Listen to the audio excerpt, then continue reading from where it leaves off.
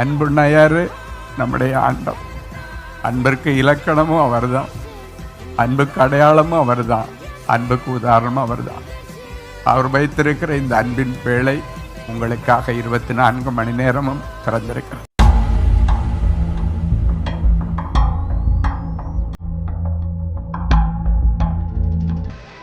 மன கஷ்டங்கள் வரும்போதெல்லாம் எனக்கு ஒரு தாய் வீடு இருக்கிறது என்பதை நீங்கள் மறந்துட வேண்டும்.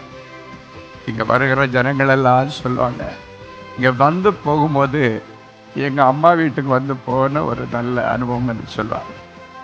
என்னுடைய தாய் வீடு இது அப்படின்னு சொல்லுவாங்க.